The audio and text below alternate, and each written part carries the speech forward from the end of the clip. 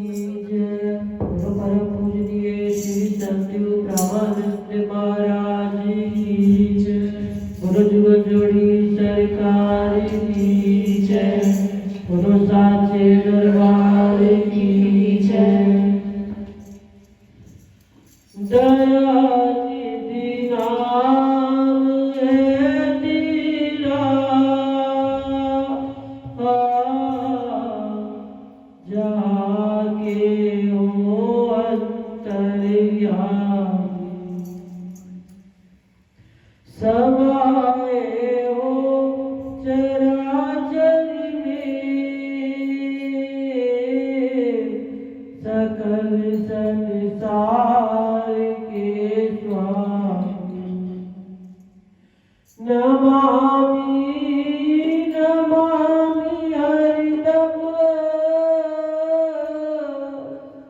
नमामि नमामि हरिदम, ब्रह्म धाम के बसैया। मैं हूँ शरण में तेरी, संसार के रसिया।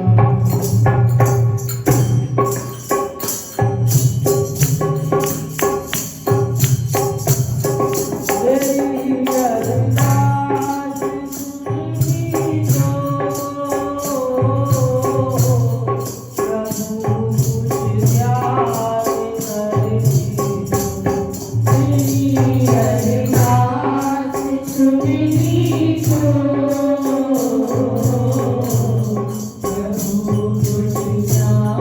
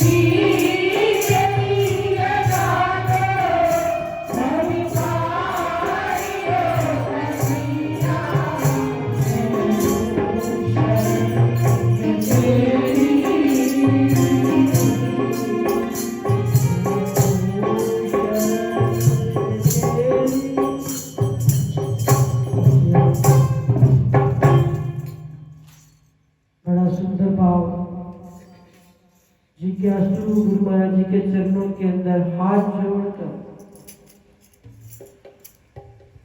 अपने मन की बात गुरुदेव को सुनाना। मेरी अरदास सुन ली जो प्रभु कुछ ध्यान कर दर्शिक बार यदि जो मैं समझू सतगुरु अमृत कि हम भी अरदास के अलावा कुछ मत किया करें, क्योंकि ये जो अरदास होती है ना ये संसार की भी और करतार की भी हर चीज को दे देती है। अरदास के अंदर इतनी बड़ी ताकत होती है।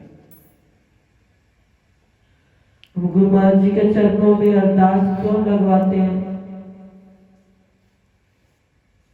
मेरा परिवार, मेरा संसार, मेरा घर बार और सतगुरु के चरणों के अंदर मेरा प्यार बना है। और जो इस अरदास को गुरु महाराज जी के चरणों के अंदर लगवाता है, गुरु महाराज जी उसकी अरदास संपूर्ण करवाते हैं। तो हम अपने जीवन के अंदर देखें, हम अपने मन के भाव अरदास से लगाते हैं या मनोकामना से लगाते हैं? मन के अंदर इच्छा रखकर लगवाते हैं। फर्क है दोनों के अंदर, क्योंकि इच्छा कभी पूरी नहीं होती। इच्छा एक लगाई, मिल गया, दूसरी इच्छा शुरू हो गई, अब दूसरा मिला, तीसरी इच्छा शुरू।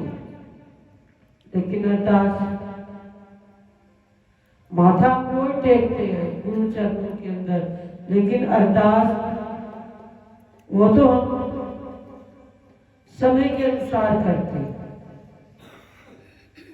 और उस अरदास को गुरु महाराज जी पूरा भी करते हैं। तो इसलिए अरदास किया करें, लेकिन मन के अंदर इच्छा नहीं रखा। इच्छा मुक्ति न जग जहान वाली, मुक्ति है कभी न घर के अंदर मुक्ति है, न संसार में, न परिवार में, न किसी जगह पर भी नहीं। वो बढ़ती बढ़ती जाती है। अब देखो शबरी ने इच्छा रखी या अरदास की?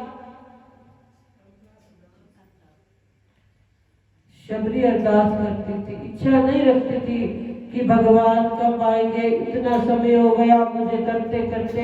इच्छा वाला व्यक्ति हर वक्त शिकायतें करता रहता है और अरदास वाला कभी नहीं करेगा। तो हम भी गुरु महाराज जी के चरणों के अंदर अरदास किया करें, फरियाद किया करें, वो बड़ी जल्द सुनते हैं। इच्छा पूरी हो जाती है, फिर दोबारा प्रबल हो जाती है, फिर अगले दिन नहीं खड़ी हो जाती है। तो हम अपने जीवन के अंदर कोई भी बात सुने, ध्यान से सुना करें, ना जाने कब वो हमारे जीवन के अंदर काम आ जाए। लेकिन हम अपनी बात सुनाना तो चाहते हैं, लेकिन सुनना, हम बात कर रहे हो ना किसी को, तब भी हमारा क्या बनता है कि वो मेरी बात सुने, वो चुप खड़ा रहे और मैं बोलता रहूं। तो क्या होता है, वो एक बार सुनता है, दो बार सुनता है, तीसरी बार नहीं सुनता। इसलिए सुनने का भी प्रयास किया करें, सुनने के अंदर भी बड़ा लाभ होता है।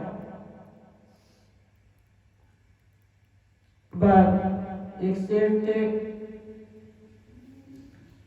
वो कहीं जा रहे थे, रास्ते के अंदर उनके पास एक बहुत बड़ा गट्ठर था जो उन्होंने उठाया हुआ था, लेकिन अब उठ नहीं रहा था।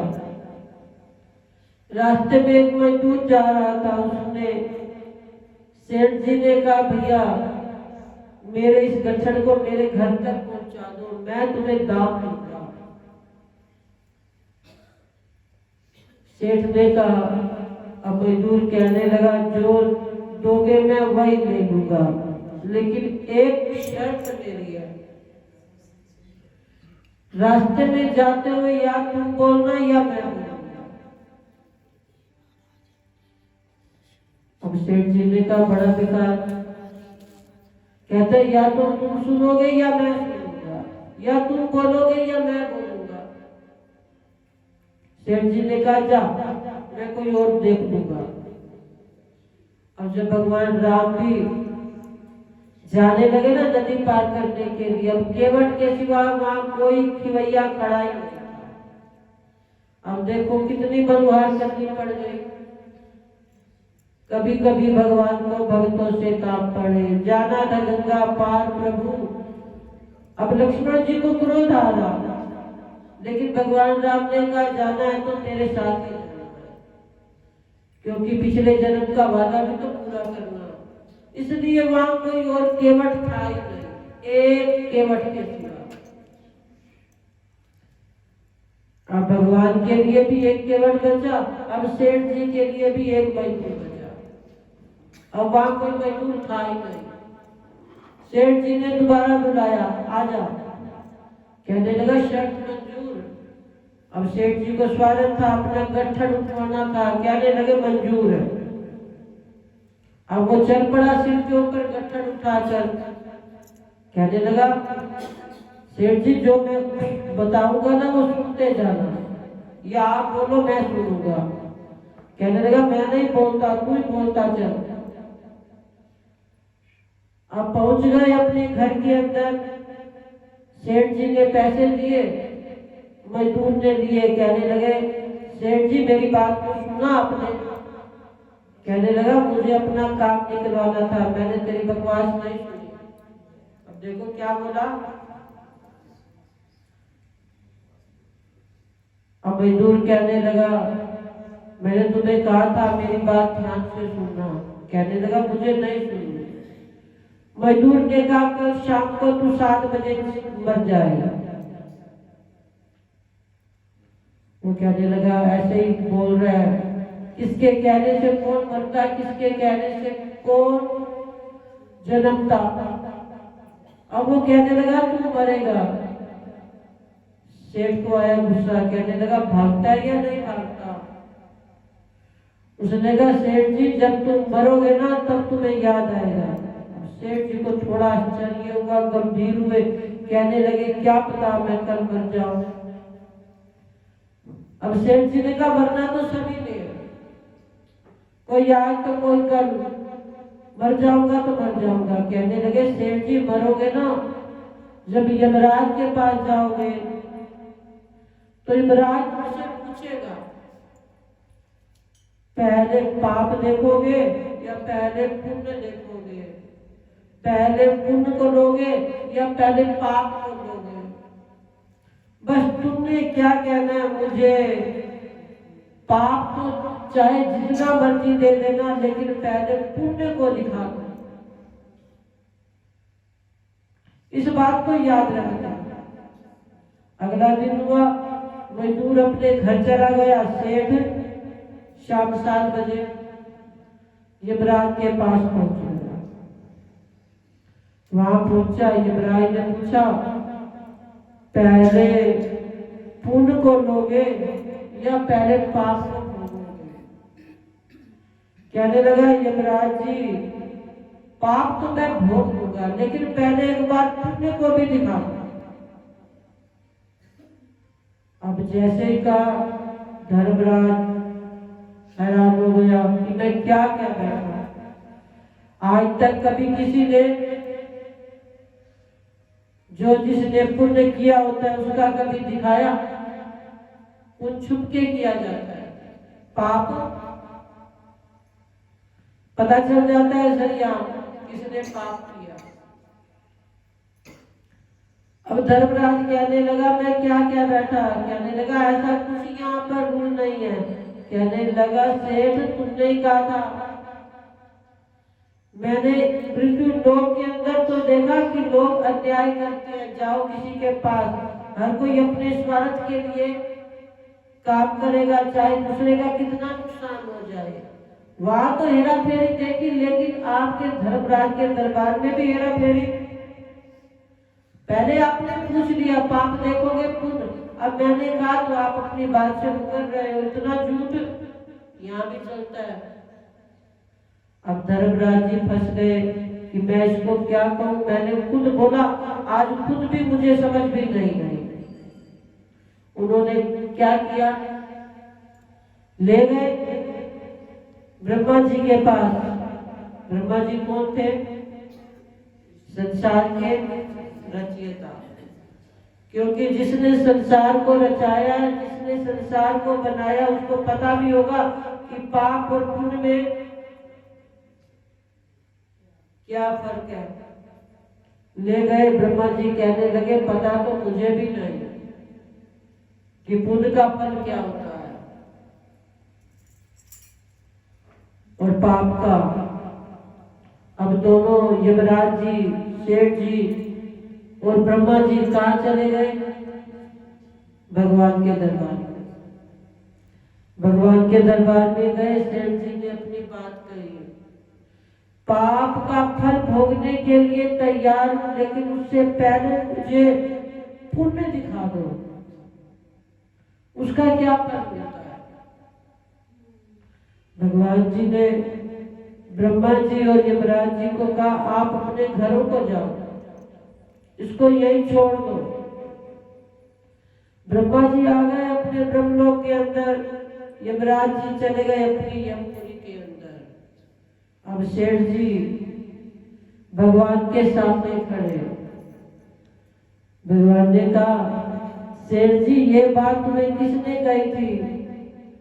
कहने लगा मुझे एक मजदूर मिला था, उस मजदूर ने कहा था कल तेरी मृत्यु हो जाएगी, तुम यमराज के दरबार में जाकर पहले पुण्य को देखना, उसके बाद पाप के फल को भोगना।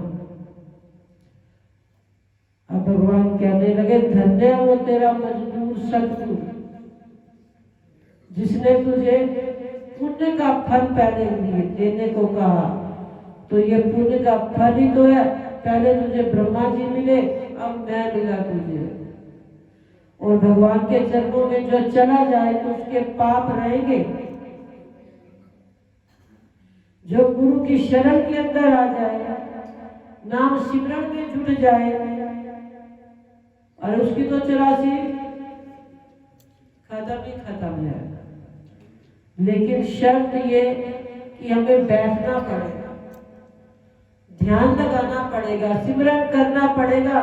वो हमारे सारे पापों को खत्म कर देंगे, हमारी कितनी 84 मिटा देंगे। लेकिन हमारा सबसे पहला काम सत्संग में आकर सत्संग की बात को याद रखना और सिमरन करना। उसके बाद गुरु महाराज जी हमारे सारे पाप ताप अहंकार विषय विकार सब खत्म कर देते हैं, इतनी कृपा करते हैं। भगवान कहने लगे यही पुण्य का फल तो तुझे यहाँ पर ले आया, जो तुमने कहा पाप में बाद में लूंगा सही, लेकिन पहले पुण्य दिखा दो। अब तुमने पुण्य के कारण ब्रह्मा जी के दर्शन किए, अब तुम मेरी नगरी के अंदर आ गया।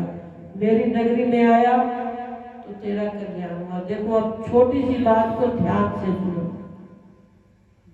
तो उसके जीवन का बेड़ा। हम सत्संग में आए ना, ध्यान से सुनिए। अभी हमारी बहन सोनिया भजन गा रही थी, रघुकुल सा घराना हो और राम जैसा पति हो, सास जैसी माता हो, तो हम भी तो सीता बने। अरे पति तो राम जैसा है, सास भी कौशल्या जैसी है, लेकिन हम सीता ना बनेंगे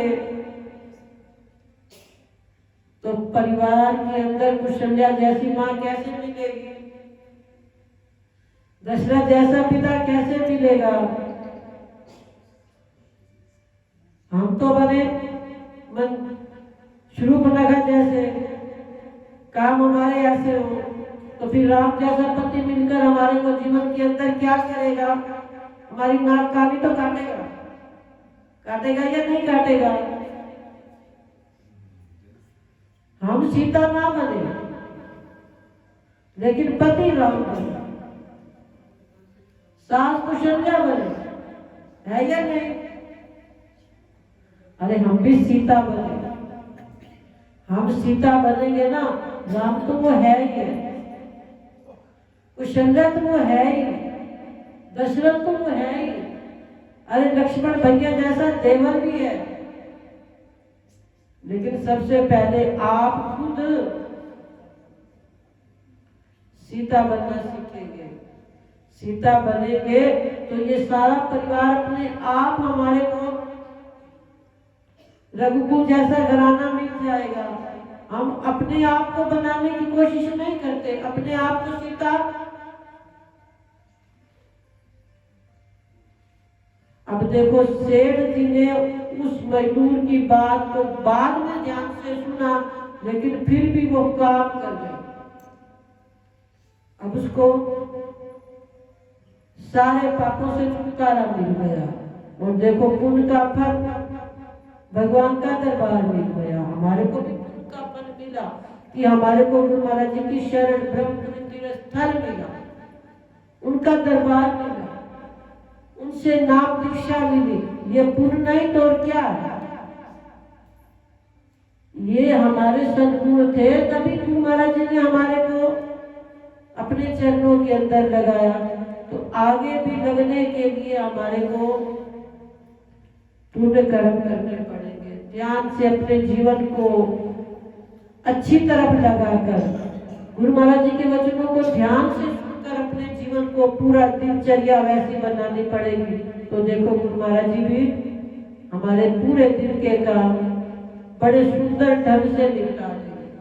तो आओ गुरु महाराज जी के चरणों के अंदर होली महोत्सव मनाने के लिए आए। गुरु महाराज जी हमारे ऊपर भी ऐसा रंग चढ़ा दे, अपने नाम का रंग चढ़ा दे, मजीठी रंग चढ़ा दे, लालो लाल कर दे कि हमारा भी संसार के अंदर किसी तरह का कोई भी पाप ना रह जाए और गुरु महाराज जी के चरणों के अंदर हमारा संसार बन जाए। तो आप सब संतों को, परिवारों को गुरु महाराज जी की तरफ से होली महोत्सव के और आज रोपड़ कुरिया के ऊपर श्री रामायण जी का पाठ भी रखा गया। तो सब संतों को पाठ की भी लाख लाख बधाइयां। ब्रह्मपुर निवासी भगवान की